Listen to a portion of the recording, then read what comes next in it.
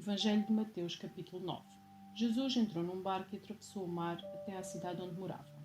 Algumas pessoas lhe trouxeram um paralítico deitado numa maca. Ao ver a fé que eles tinham, Jesus disse ao paralítico: "Anime-se, filho, seus pecados estão perdoados." Alguns mestres da lei disseram a si mesmos: "Isto é blasfémia."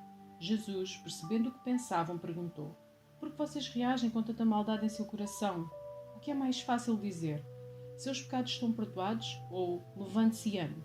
Mas eu lhes mostrarei que o Filho do Homem tem autoridade na terra para perdoar pecados."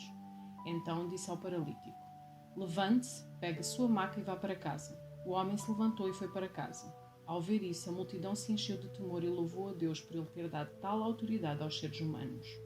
Enquanto Jesus caminhava, viu um homem chamado Mateus sentado onde se coletavam impostos. "Siga-me", disse Jesus. E Mateus se levantou e o seguiu. Mais tarde, na casa de Mateus, Jesus e seus discípulos estavam à mesa acompanhados de um grande número de cobradores de impostos e pecadores. Quando os fariseus viram isso, perguntaram aos discípulos: "Por que o seu mestre come com cobradores de impostos e pecadores?" Jesus ouviu o que disseram e respondeu: "As pessoas saudáveis não precisam de médico, mas sim os doentes." E acrescentou: "Agora vão e aprendam o significado desta passagem das Escrituras. Quero que demonstrem misericórdia e não que ofereçam sacrifícios, pois não vim para chamar os justos, mas sim os pecadores." Os discípulos de João Batista foram a Jesus e lhe perguntaram: "Por que os seus discípulos não têm o hábito de jejuar, como nós e os fariseus?" Jesus respondeu: "Por acaso os convidados de um casamento ficam de luto enquanto festejam com o noivo? Um dia, porém, o noivo lhes será tirado e aí jejuarão. Além disso, ninguém remendaria uma roupa velha usando um pano novo. O pano rasgaria a roupa, deixando um buraco ainda maior. E ninguém colocaria vinho novo em velhos recipientes de couro.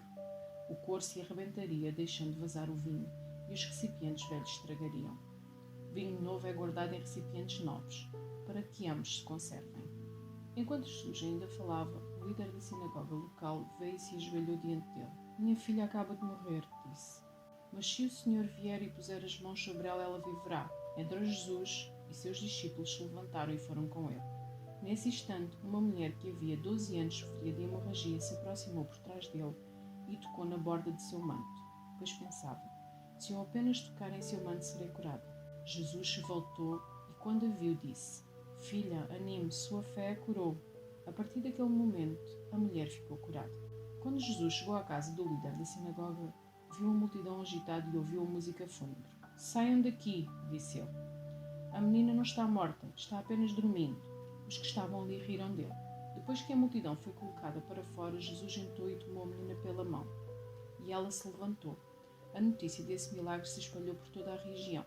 Depois que Jesus saiu dali, 2 cegos foram atrás dele gritando: "Filho de Davi, tenha misericórdia de nós." Quando Jesus entrou em casa, os cegos se aproximaram e ele lhes perguntou: "Vocês creem que eu posso fazê-los ver?" "Sim, Senhor", respondeu eles. Ele tocou nos olhos dos 2 e disse: "Seja feito conforme a sua fé." Então os olhos deles se abriram e puderam ver. Jesus os advertiu severamente: "Não contem a ninguém." Eles, porém, saíram e espalharam sua fama por toda a região. Quando partiram, foi levado a Jesus um homem que não conseguia falar porque estava possuído por um demónio. O demónio foi expulso e, em seguida, o homem começou a falar. As multidões ficaram admiradas. "Jamais aconteceu algo parecido em Israel", exclamavam. Os fariseus, contudo, disseram: "Ele expulsa demónios porque o príncipe dos demónios lhe dá poder." Jesus andava por todas as cidades e todos os povoados da região, ensinando nas sinagogas, anunciando as boas novas do reino e curando todo o tipo de enfermidade e doença.